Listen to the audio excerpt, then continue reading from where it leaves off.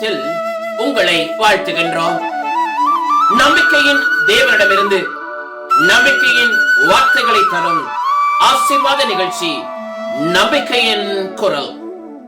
You are watching and listening Voice of Hope. நீங்கள் பார்த்தும் கேட்டுக்கொண்டும் இருப்பது நம்பிக்கையின் குரல்.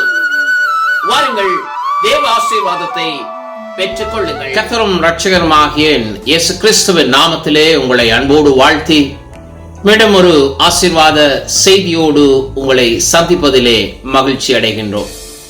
ஒன்றுமே இல்லாமல் துவங்கின என் வாழ்வு நன்மையால் நிறைந்துள்ளதே. ஒன்றுமே இல்லாமல் துவங்கின என் வாழ்வு நன்மையால் நிறைந்துள்ளதே. ஒரு தீமையும் நினைக்காத நல்ல ஒரு தகப்பன் உமை போல இல்லை. ஒரு தீமையும் நினைக்காத நல்ல ஒரு தகப்பன் உமை போல இல்லை. எபினேசரே, எபினேசரே, இந்நாள் வரை சுமந்தவரே.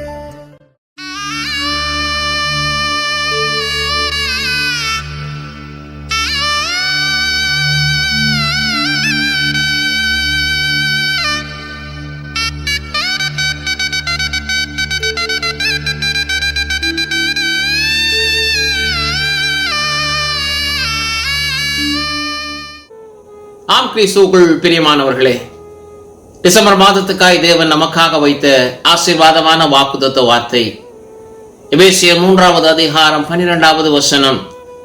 அவரை பற்றும் விசுவாசத்தால் அவருக்குள் நமக்கு தைரியமும் திட நம்பிக்கையோட தேவனிடத்திலே சேரும் சலாக்கியமும் உண்டாயிருக்கிறது. ஆம், கிறிஸ்துவுக்குள் அன்பானவர்களே, தேவனிடத்துல சேருகின்ற ஒரு சலாக்கியம். கிறிஸ்துமஸ் நாட்களை நெருங்கிக் கொண்டிருக்கிறோம். கிறிஸ்து பிறந்த தினத்தை நினைவு கூறும்படியாய் குறைக்கப்பட்டிருக்கிறதான அந்த நாளை நோக்கி நாம் நகர்கிற பொழுது, தேவ பிள்ளைகளே, கிறிஸ்துவின் பிறப்பும் அவருடைய செய்தியும் நமக்கு மகிழ்ச்சியை மட்டுமல்ல, அது மீட்பையும் தருகிறதாய் அமைந்தது என்பதை நாம் நினைவிலே கொள்வோமாக.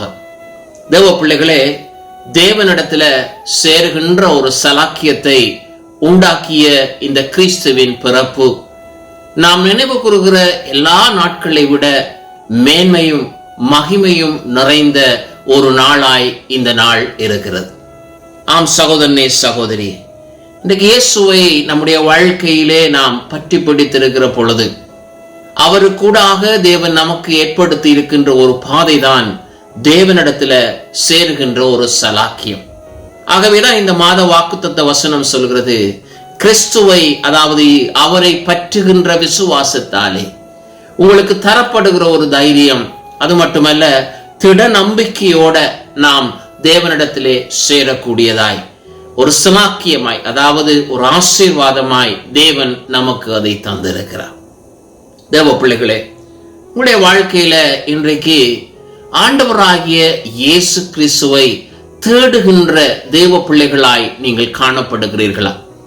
இயேசு கிறிஸ்துவை பெற்றுக்கொள்வதற்காக அல்லது இயேசு கிறிஸ்துவை அடைந்து கொள்வதற்காக இப்படியான ஒரு தேவனிடத்துல சேருகின்ற சலாக்கியத்தை நமக்கு தந்தவரான இயேசு கிறிஸ்துவை நாம் அவருடைய விசுவாசத்தின் மூலமாய் பற்றி கொள்ள வேண்டுமாக இருந்தால், தேவ பிள்ளைகளே, நாம் அவரை எப்பொழுதும் நாடுகிற தேடுகிற தேவ பிள்ளைகளாய் நாம் இருக்க வேண்டும். பிறப்பின் நாட்களை குறித்து அல்லது பிறப்பின் செய்தியை குறித்து நாம் தியானிக்கின்ற பொழுது முதலாய் நாங்கள் சுவிசேஷத்திலே மத்தேயு 2வது அதிகாரத்திலே நாம் முதல் ஒரு செய்தியை, முதல் ஒரு காரியத்தை நாம் நினைவு கூறுவது ஒன்று. அதாவது ஆண்டவராகிய இயேசு கிறிஸ்துவுடைய பிறப்பை குறித்து அறிந்த சாஸ்திரிகள் அவர்கள் எருசலேமுக்கு வந்து ஏரோது ராஜாவினிடத்திலே அந்த 2வது அதிகாரத்திலே அங்கே யூதருக்கு ராஜாவாக பிறந்திருக்கிறவர் எங்கே என்று அவர்கள் ஏரோதுவினிடத்திலே விசாரிக்கும்படி அங்கே வருகிறார். அதாவது இயேசுவை தேடுகிறார். ராஜாவாக பிறக்கிற ஒருவரை அவர்கள் தேடுக. சாஸ்திரிகள் ஒருவேளை அவர்கள் அறிந்து கொண்டதன் நிமித்தம் அல்லது அவர்கள் கணக்கு பண்ணினதன் நிமித்தம் அல்லது அவர்கள் புரிந்து கொண்டதன் நிமித்தம் இயேசு கிறிஸ்துவை அவர்கள் தேடி வந்திருக்கலாம். அல்லது தங்களுடைய அந்த நியமனங்களின்படி அந்த ராஜாவை குறித்த செய்தியை அறிந்து அதை நிரூபிக்க வேண்டும் என்பதற்காய் அவர்கள் தேடி வந்திருக்க கூடும். ஆனால் தேவ பிள்ளைகளை, இன்றைக்கு நானும் நீங்களும் இந்த இயேசு கிறிஸ்துவை தேடுகிறவர்களாக, அவரை பெற்றுக் கொள்ளுகிறவர்களாக, பல வேளைகளிலே நம்மோடு இயேசு இருக்கிறார் என்று நாம் எண்ணுகிற பொழுதிலும் நாம் தொலைத்து விடுகிறவர்களாயிருக்கிறோம். அவரை எங்கேயோ விட்டு விடுகிறவர்களாயிருக்கிறோம். இயேசுவின் தாயாராகிய மரியாள் இயேசு சிறுவனாய் இருக்கிற பொழுது ஆலயத்துக்கு பண்டிகை நிமித்தமாய் சென்று திரும்புகிற வேளையிலே இயேசுவை தவறவிட்டதை பார்க்கிறோம். அவர்கள் தங்கள் வீட்டுக்கு, தங்களுடைய பட்டணத்துக்கு வந்த பொழுதுதான் இயேசு தம்மோடு இல்லை, ஜனக்கூட்டத்தின் நடுவிலே உறவினர்களோடு மற்றவர்களோடு இருப்பார் என்று நினைத்தவர்களை நன்றாக கவனித்துக் கொள்ளுங்கள். பல வேளைகளில் நாம் அப்படி நினைத்து விடுகிறோம். நம்மோடு இருக்கிறாரே நம் ஆண்டவர், நம்மோடு இயேசு நம்மோடு இருக்கிறார். நாம் ரட்சிக்கப்பட்ட நாள்ல இருந்து ஆண்டவருக்கு என்னை ஒப்பு கொடுத்திருக்கிறேன், ஆண்டவருக்கு முன்பதாய் ஆண்டவருக்காக நான் ஞானஸ்நானம் எடுத்திருக்கிறேன், தேவனுக்காக வாழ்ந்திருக்கிறேன், கிறிஸ்தவ குடும்பத்திலே பிறந்திருக்கிறேன், என்னுடைய உறவுகள் என் சந்ததி சந்ததியாய் நாங்கள் கிறிஸ்தவர்களாய் இருக்கிறோம், ஆகவே இயேசு நம்மோடு இருப்பார் என்று நாம் நினைத்து விடுகிறோம் தேவ பிள்ளைகள். ஆனால் இன்றைக்கு இங்கே இந்த சாஸ்திரிகளைப் போல தேவ பிள்ளைகளே நமக்காக பிறந்திருக்கிற ஒரு அந்த ராஜாவை நாம் அடைந்து விட வேண்டும் என்கிற ஒரு நாட்டம் நம்மிடத்திலே காணப்படுகிறது. அந்த பிள்ளைகளை, இன்றைக்கு கிறிஸ்துவின் பிறப்பை நாம் நினைவு கூறுகிற பொழுது, தியானிக்கிற பொழுது, அல்லது அதை நாம் செலிப்ரேட் பண்ண ஆயத்தமாகிற பொழுது நம்மிடத்திலே சில கேள்விகளை நாம் கேட்டுக்கொண்டு, நாம் எதை நாம் தேடுகின்றோம், எதை நாம் தேடுகிறோம்? இன்றைக்கு நமக்கு நம்மாலே தேடப்படுகிற, நம்மாலே பிரியப்படுகிற, நாம் வாஞ்சிக்கிற காரியம் என்ன என்பதை அங்கே ஆராய்ந்து பார்க்க கர்த்தர் நமக்கு உதவி செய்வாராக. முதலாவது வேதம் சொல்கிறது, மத்தேயு 2வது அதிகாரத்தின் 2வது வசனத்திலே, அங்கே யூதருக்கு ராஜாவாக பிறந்திருக்கிறவர் எங்கே என்று அவர்கள் சொல்லி, அவர்கள் சொல்லுகிறார்கள் அந்த வசனத்திலே, நட்சத்திரத்தை கண்டு அவரை பணிந்து கொள்ள வந்தோம். அதாவது எங்களுக்கு ஒரு அடையாளம் கொடுக்கப்பட்டது. அந்த ராஜாவாக பிறந்திருக்கிற இயேசுவை பார்ப்பதற்கு எங்களுக்கு ஒரு ஒத்தாசை கொடுக்கப்பட்டிருக்கிறது. இரண்டாவதாக அவர்கள் சொல்லுகிறார்கள், அவரை பணிந்து கொள்ள வந்தோம். ஆகவே இயேசுவை தேடுகிறோம், பணிந்து கொள்ள வந்தோம், அதாவது ஆராதிக்க வந்தோம், அவருக்கு உரிய மரியாதையை நாங்கள் செலுத்த வந்தோம் என்று அங்கே சாஸ்திரிகள் சொல்லுகிறதை அங்கே பார்க்கும். இன்றைக்கு சகோதரனே, சகோதரியே, இன்றைக்கு இயேசு என்கிற அந்த இரட்சகரை குறித்து நீங்கள் அறிந்திருக்கிறீர்கள். சுவிசேஷம் என்கிறதான தேவனுடைய வார்த்தை என்கிறதான ஒரு நட்சத்திரம் நமக்கு வழிகாட்டியாய் நமக்கு கொடுக்கப்பட்டிருக்கிறது. தேவபிள்ளைகளே, இயேசுவை அடையும் வரைக்கும், இயேசு இருக்கிற இடம் வரைக்கும் இந்த நட்சத்திரம் எப்படி தேவ பிள்ளைகளை வானத்தில் தோன்றி அந்த சரியாக பிள்ளை இருக்கிற இடத்திலே அது நின்றதோ, அதை போல தேவ பிள்ளைகளே உங்களை நடத்துவதற்கு, உங்களை கொண்டு செல்வதற்கு, உங்களை இயேசு அண்டையிலே நெருங்கி சேர்ப்பதற்கு ஜீவ வசனங்களாகிய தேவ வசனம், தேவனுடைய வார்த்தை நமக்கு கொடுக்கப்பட்டிருக்கின்றது. ஆகவே இன்றைக்கு இப்படிப்பட்ட காரியத்தை, இப்படிப்பட்ட உதவியை, ஒத்தாசையை வைத்துக் கொண்டு திடநம்பிக்கையோட தேவனிடத்துல சேருகிற சலாக்கியம் உங்களுக்கு தேவபிள்ளை கொடுக்கப்பட்டிருக்கிறபடினாலே, கிறிஸ்துவை பற்றுகிற விசுவாசத்தால் அங்கே கிறிஸ்துவுக்குள்ளே தைரியமும் திடநம்பிக்கையும் பெற்றுக்கொண்டு அவரை சேர, தேவனை சேர நீங்கள் ஆயத்தமாயிருக்கிறீர்கள். ஆகவே எதை தேடுகிறோம்?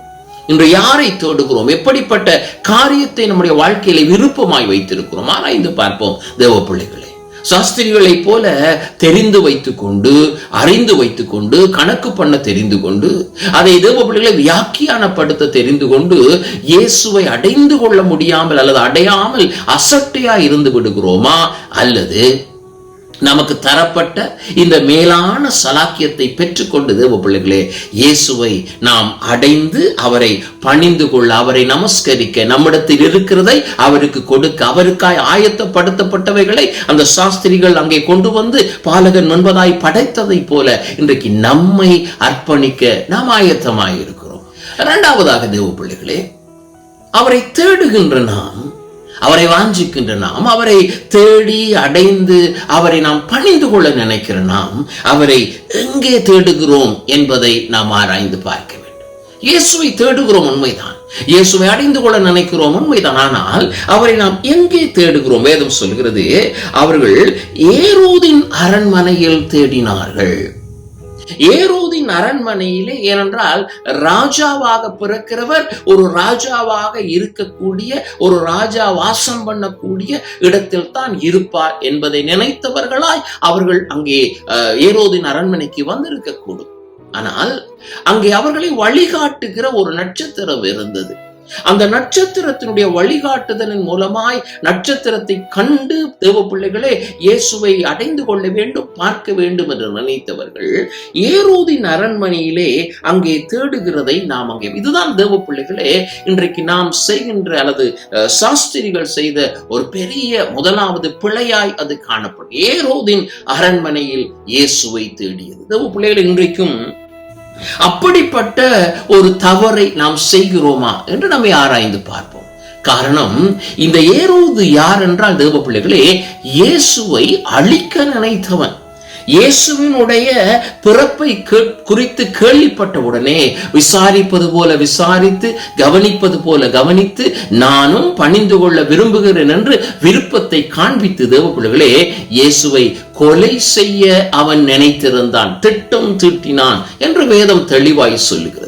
இன்னைக்கு தேவ பிள்ளைகளே இயேசு அழிக்கப்படுகிற அல்லது இயேசுவை நிர்மூலமாக்கக்கூடிய, இயேசுவை மகிமைப்படுத்தாத அநேக இடங்கள் இன்றைக்கு தேவ பிள்ளைகளே இந்த உலகத்திலே காணப்படுகிறது. ஆகவே இன்றைக்கு சத்தியம் என்கிற போர்வையிலே, விசுவாசம் என்கிற போர்வையிலே, சபை என்கிற போர்வையிலே, தேவ வார்த்தைகள் பிரசங்கங்கள் என்கிற போர்வையிலே, ஊழியங்கள் என்கிற போர்வையிலே, சுவிசேஷகர்கள் என்கிற போர்வையிலே தேவ பிள்ளைகளே கிறிஸ்துவை வெளிப்படுத்தாத, கிறிஸ்துவின் சத்தியத்துக்கு விரோதமாய் காணப்படுகிற, கிறிஸ்துவின் சத்தியத்துக்கு உகந்ததல்லாத காரியங்களை உபதேசிக்கிற இடங்களிலே, அல்லது கிறிஸ்துவை வெளிப்படுத்தாமல் உலகத்தின் காரியங்களில் மூழ்கி கிடந்து விதம் விதமான ஆராதனைகள், விதம் விதமான தேவனுடைய ஆடல் பாடல்கள், அல்லது தேவனுக்கு பிரியமற்ற காரியங்களை ஆராதனைகள் செய்து கொண்டு உலக பிரகாரமான திட்டங்களை சபைகளிலே ஸ்தாபித்துக் கொண்டு உலக காரியங்களிலே மூழ்கி கிடக்கிற இடங்களிலே நீங்கள் இயேசுவை தேடுவீர்களாக இருந்தால் ஒன்றை புரிந்து கொள்ளுங்கள் தேவ பிள்ளைகளை, அங்கு பிசாசானவன் நம்முடைய வாழ்க்கையில இயேசுவை நாம் அடைந்த விட முடியாதபடிக்கு அவன் இயேசுவை அழிக்க நினைத்திருக்கிறான் என்பதை புரிந்து கொள்ளுங்கள். ஆகவே இங்கு இயேசுவை அழிக்கக்கூடிய அல்லது இயேசுவை நிர்மூலமாக்கக்கூடிய ஒருவனிடத்திலே அவர்கள் இயேசுவை அவர்கள் தேடினார். ஆகவே தேவ பிள்ளைகளே இன்றைக்கு உங்களுடைய வாழ்க்கையிலே சரியான இடத்திலே இந்த இயேசுவை தேடும்படி கர்த்தருக்குள் இன்றைக்கு நம்ம ஒப்புக் கொடுப்போம்.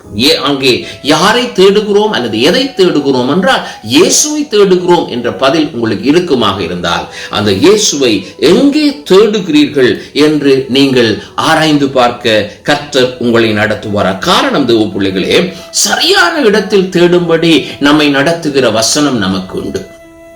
சரியான இடத்திலே நாம் தேவனை நாம் அறிந்து கொள்ளும்படி, தேவனை நாம் புரிந்து கொள்ளும்படி, தேவனிடத்திலே கிட்டி சேரும்படி, தேவனால் உருவாக்கப்படும்படி நம்மை நடத்துகிற பரிசுத்த ஆவியானவர் உண்டு. ஆகவே இப்படிப்பட்ட அந்த நல்ல நடத்துதல்களை தேவ பிள்ளைகளே பெற்றுக்கொண்டவர்களாய் நாம் தேவனுக்குள் கடந்து செல்ல கர்த்தர் இன்றைக்கு நமக்கு உதவி செய்வார். ஆகவே வேதமானது, தேவனுடைய வசனமானது, வேத புஸ்தகமானது, பரிசுத்த ஆவியானவரின் வழிநடத்தலானது நம்மை சரியான இடங்களில் நடத்துகிறதாய் அது காணப்படுகிறது. ஏனென்றால் அந்த மத்தேயு எழுதின சுவிசேஷத்திலே நீங்கள் படித்து பார்த்தால் தெரியும், அங்கே ராஜா சொன்னதை கேட்டு அவர்கள் என்ன செய்கிறார்கள்? ராஜாவின் கதையை நம்பி இப்பொழுது இயேசுவை அவர்கள் தேடி அவர்கள் புறப்படுகிறார்கள். 9வது வசனம் சொல்கிறது, அவர்கள் கிழக்கிலே கண்ட நட்சத்திரம் பிள்ளை இருந்த ஸ்தலத்துக்கு மேல் வந்து நிற்கும் வரைக்கும் அவர்களுக்கு முன் சென்றது. அவர்கள் அந்த நட்சத்திரத்தை கண்ட பொழுது மிகுந்த ஆனந்த சந்தோஷம் அடைந்தார்கள். அடுத்த வசனம் சொல்ல பாருங்க, அவர்கள் அந்த வீட்டுக்குள் பிரவேசித்து அங்கே இயேசுவையும் அவருடைய தாயாகிய மரியாளையும் கண்டு அவர்கள் பணிந்து கொண்டார்கள், தாங்கள் கொண்டு வந்தவைகளை அவருக்கு அர்ப்பணித்தார்கள் என்று சொல்லி அங்கே பார்க்கிறோம். எனக்கு அருமையான சகோதரனே, சகோதரியே, தவறான இடத்துல இயேசுவை தேடிக்கொண்டிருக்கிறோமா? தவறான இடத்துல இயேசுவை பெற்றுக்கொள்ளலாம் என்று உங்கள் வாழ்நாள் முழுவதும் கிறிஸ்துவுக்காய் வாழ்கிறவர்களாய் வாழ்ந்து கொண்டிருக்கிறீர்களா? இயேசுவை சரியான இடத்துல தேடுங்கள். இயேசுவை சரியான முறையிலே தேடுங்கள். இயேசுவை சரியான முறையிலே ஆராதியுங்கள். தேவ வசனத்தை சரியான முறையிலே கேளுங்கள். அங்கே தேவ பிள்ளைகளே, கிறிஸ்துவை வெளிப்படுத்தாத எந்த இடத்திலும் நான் கிறிஸ்துவை தேடுகிறேன் என்று நாம் உட்கார்ந்து விடாதபடிக்கு, நாம் அங்கம் வகித்து விடாதபடிக்கு, நாம் தொடர்பு பட்டு விடாதபடிக்கு, இணைந்திருக்காதபடிக்கு கர்த்தர் இந்த கிறிஸ்துமஸ் நாட்களிலே நாம் எங்கே தேடுகிறோம் என்று அறிந்து அங்கே தேவ பிள்ளைகளை வேத அடிப்படையில் நாம் தேவனை தேடவும், வழிகாட்டும் நட்சத்திரங்களாகிய தேவ வசனத்தையும் பரிசுத்த ஆவியானவரின் உதவியோடு அவரை தேடும்படியாகவும் இன்றைக்கு நம்மை அர்ப்பணிப்போமாக. கடைசியாய் தேவ பிள்ளைகளே, நாம் எதை தேடுகிறோம் என்பதை நன்றாய் அறிந்து கொள்ளுவோம். எங்கே தேடுகிறோம் என்று நன்றாய் அறிந்து கொள்ளுவோம். மூன்றாவதாக நாங்கள் எதை கொடுக்கிறோம் என்று நாம் அறிந்து கொள்வோம். எதை கொடுக்கிறோம்?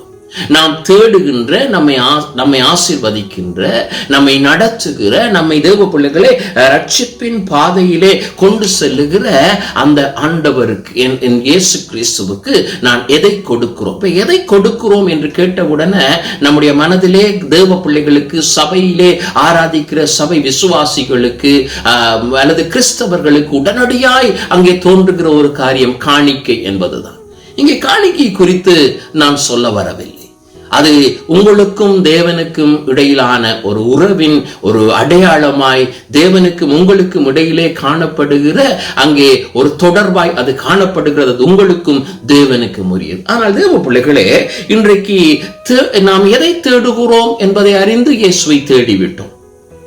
எங்கே தேடுகிறோம் என்று அறிந்து தேவ பிள்ளைகளே சரியான முறையிலே அவரை கண்டுகொண்டு அவரை நாம் அடைந்து விட்டோம். இயேசுவையும் அவருடைய தாயாகிய மரியாளையும் சாஸ்திரிகள் கண்டுகொண்டதை போல நாங்கள் கண்டுகொண்டு விட்டோம். ஆனால் இப்பொழுது நாம் இயேசுவுக்காக எதை கொடுக்க முடியும், அல்லது இயேசுவுக்காக நாம் எதை செய்ய முடியுமோ அதை நாம் செய்யும்படி அங்கே தேவன் நம்மை அழைக்கிறார். அப்படி என்றால் தேவ பிள்ளை, இந்த கிறிஸ்துமஸ் நாட்களிலே இயேசுவை தேடி, இயேசுவை அடைந்து, இயேசுவை பெற்றுக்கொண்ட தேவ பிள்ளைகள் இன்றைக்கு அன்பையும் இரக்கத்தையும் நம்மை சுற்றி இருக்கிற நம்முடைய நண்பர்கள், நம்முடைய குடும்பத்திலே நாம் கொடுக்க நாம் ஆயத்தமாகும்.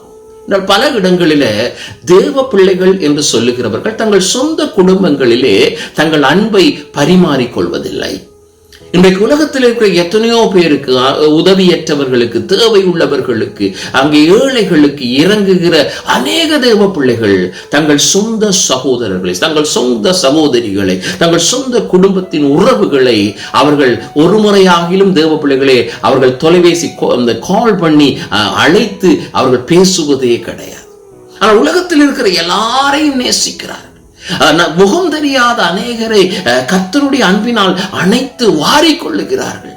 வேதம் சொல்லுகிறது, கிறிஸ்துவின் அன்பை நாம் முதலாவது நம் குடும்பங்களுக்குள்ளே, நம்முடைய உறவுகளுக்குள்ளே, நம் அருகில் இருக்கிறவர்களுக்குள்ளே, நம்முடைய கணவனாய் இருந்தால் மனைவிக்கு, மனைவியாய் இருந்தால் கணவனுக்கு, பெற்றாராய் இருந்தால் பிள்ளைகளுக்கு, பிள்ளைகளாய் இருந்தால் பெற்றாருக்கு, உறவுகள் தேவ பிள்ளைகளே இந்த அன்பையும் கருணையும் இரக்கத்தையும் வெளிப்படுத்த கர்த்தர் அங்கே நம்மை நடாகவே அதை கொடுக்க நாம் ஆயத்தம். இரண்டாவதாக தேவ பிள்ளைகளே, இன்றைக்கு தேவன் நமக்கு தந்திருக்கிற கிறிஸ்துவின் அன்பை பெற்றுக்கொண்ட நாம், கிறிஸ்துவாலே சமாதானத்தையும் மன்னிப்பையும் பெற்றுக்கொண்ட நாம் தேவ பிள்ளைகளே, இன்றைக்கு யாரெல்லாம் வேதனையில, யாரெல்லாம் காயப்பட்டவர்களா, யாரெல்லாம் தேவ பிள்ளைகளே மனமுடைந்து போனவர்களாய் இருக்கிறார்களோ அவர்களுக்கு தேவ பிள்ளைகளே நம்முடைய அன்பை நாம் வெளிப்படுத்துவோம். அந்த அன்பை வெளிப்படுத்தி, ஒருவேளை அவர்கள் நம்மாலே அவர்கள் காயப்பட்டு இருக்கலாம், உங்களுடைய வார்த்தையினாலே காயப்படும், உங்களுடைய செய்கையினாலே காயப்பட்டு இருக்கலாம். இன்றைக்கு தேவ பிள்ளைகளே அப்படிப்பட்ட காயப்பட்டவர்களை, அப்படிப்பட்ட கண்ணீரில் இருக்கு, அப்படிப்பட்ட தனிமையில் இருக்கு, அப்படி யாரெல்லாம் ஒதுக்கப்பட்டு இருக்கிறார்களோ அவர்களுக்கு தேவ பிள்ளைகளே இந்த நம்முடைய கிறிஸ்து நமக்கு காண்பித்த அந்த அன்பை கொடுத்து அவர்களுக்கு தேவ பிள்ளைகளே அந்த கிறிஸ்துவின் அன்பை நாம் காணிக்கையாய் கொடுக்க கர்த்தர் உங்களை நடத்துவாராய். கடைசியாய் தேவ பிள்ளைகளே, அங்கே தேவ பிள்ளைகளாகிய நாம் ஒரு அர்த்தமுள்ள ஒரு கிறிஸ்துமஸாக, அர்த்தமுள்ள ஒரு மகிழ்ச்சியின் நாளாய், சமாதானத்தின் நாளாய் இந்த நாள் மாற வேண்டுமாக இருந்தால் நீங்கள் யாரையெல்லாம் மன்னிக்க வேண்டும், நீங்கள் யாரையெல்லாம் தேவ பிள்ளைகளே அவர்கள் உங்களுக்கு விரோதமாய் செய்த காரியங்களை அல்லது உங்களுக்கு விரோதமாய் அவர்கள் செய்த அந்த தேவையற்ற காரியங்கள் அல்லது சொற்களை தேவ பிள்ளைகளே அதனாலே வேதனையுற்று இருப்பீர்கள். அன்றைக்கு தேவ பிள்ளைகளே அந்த மன்னிப்பை கொடுக்க நாம் ஆயத்தமாகும். வேதம் சொல்கிறது, சாஸ்திரிகள் தங்களிடத்தில் இருக்கிறதை அறிவு கொண்டவர்களாய் கிறிஸ்துவுக்கு எதை செலுத்த வேண்டுமோ அவருக்கு எதை கொடுக்க என்றால், அவர் இப்பொழுது பிறந்தவர், மீண்டும் மரிக்க போகிறார் என்பதற்கு அடையாளமாய் தேவ பிள்ளைகளே அவர்கள் கொடுத்த பரிசு பொருட்களில் ஒன்று அவருடைய அடக்கத்தின் நாட்களுக்காய் பயன்படுத்துகிற ஒன்றாய் அது காணப்பட்டது. அந்த அப்படிப்பட்ட காரியங்களை அவர்கள் முன்னறிந்து அவர்கள் கொடுத்தால், இன்றைக்கு கிறிஸ்து நம்மிடத்தில் எதிர்பார்ப்பது என்னவென்றால், அவரை தேடுகிற தெய்வ பிள்ளைகள், அவரை தேடி அவரை கண்டுபிடித்து அவரை நெருங்கி அவரை பணிந்து அவரை ஆராதிக்கிற தெய்வ பிள்ளைகள் இன்றைக்கு நாம் கொடுக்கின்றவர்களாய் மாற கர்த்தர் நமக்கு உதவி செய்வார். ஆகவே அன்பை கொடுப்போம், நம்முடைய கரிசனையை கொடுப்போம், நம்முடைய இரக்கத்தை, நம்முடைய மன்னிப்பை கொடுப்போம், நம்முடைய விட்டு கொடுத்தலை கொடுப்போம். கர்த்தர் இன்றைக்கு அதன் மூலமாய் தேவன் மகிமைப்படுவாரா. ஆகவே ஆயத்தப்படுவோம். ஒரு மகிழ்ச்சியின் நாள், அந்த மகிழ்ச்சியின் நாளை சந்திக்க, மகிழ்ச்சியின் நாளை நாங்கள் செலிப்ரேட் பண்ண, நாங்கள் ஒன்று கூடி குடும்பமாய் நண்பர்களாய் தேவ பிள்ளைகளே அந்த நாளை மகிழ்ச்சியோடு கழிகூற நாம் ஆயத்தப்படுவோம். ஆனால் ஒன்றை நினைத்துக் கொள்வோம், ஆண்டவரே இன்றைக்கு உம்மை தேடுகின்ற நாம், ஆண்டவரே உம்மை தேடவும், அதை நாம் சரியான இடத்திலே நாம் தேடவும், ஆண்டவரை தேடி உம்மை பெற்றுக்கொண்ட நாம் சரியானவர்களுக்கு, தேவையானவர்களுக்கு எங்களிடத்தில் இருக்கிறதை கொடுக்கவும் எங்களை நடத்தும் என்று கேட்போம். கர்த்தர் உங்களுடைய வாழ்க்கையிலே தேவன் உங்களை நடத்துவார். ஒருவேளை கண்ணீரிலும் தோல்வியிலும் மரண பயத்திலும் வியாதி நிலையிலும் இருக்கின்ற தேவ பிள்ளைகளாய் நீங்கள் இருப்பீர்களாக இருந்தால் நம்புங்கள், கர்த்தர் உங்கள் வாழ்க்கையிலும் ஒரு மகிழ்ச்சியை தேவன் கட்டளையிடுவார். அப்படிப்பட்ட கண்ணீரின் சூழ்நிலை இருக்குமாக இருந்தால் ஆண்டவரிடத்தில் ஒப்புக் கொடுங்கள், ஆண்டவரிடத்திலே உங்களை அர்ப்பணியுங்கள், அவரை தேடுங்கள், அவரை கண்டுபிடித்துக் கொள்ளுங்கள், அவரை முழுவதுமாய் விட்டுவிடாதிருங்கள். அவர் சொல்லுகிற பொழுது அவரை அன்பை பெற்ற நீங்கள் எதை கொடுக்க வேண்டும் என்று தேவன் உங்களுக்கு உணர்த்துகிறாரோ அதை மற்றவர்களுக்கு கொடுக்க கர்த்தர் உங்களை நடத்துவார். அதன் மூலமாய் ஒரு தேவ கிருபை உங்கள் வாழ்க்கையிலே விளங்கும். ஜெபிப்போமா? அன்பின் பரலோக தகப்பனே, இந்த நல்ல வேளைக்காக ஸ்தோத்திரம். அன்பின் கிரியை, உடைய அன்பின் அடையாளம் உடைய பிள்ளைகளுடைய வாழ்க்கையிலே இருப்பதால் தொடர்ந்து பிள்ளைகளை ஆசீர்வதி, வல்லமையினால மூடும், கிருபையினால மூடும். ஆண்டவரே நீர் ஒருவரை நடத்தும்படியாய் இயேசுவின் நாமத்தில் ஜெபிக்கிறோம் எங்கள் நல்ல பிதாவே. ஆமென், ஆமென். ஆம் சகோதரி சகோதரியே, மீண்டும் ஒரு தேவ வார்த்தையோடு தேவ செய்தியோடு உங்களை சந்திக்கும் வரை கர்த்தர் தாமே உங்களை ஆசீர்வதிப்பார் என்று கூறி உங்களிடத்திலிருந்து நாம் விடை பெறுகிறோம்.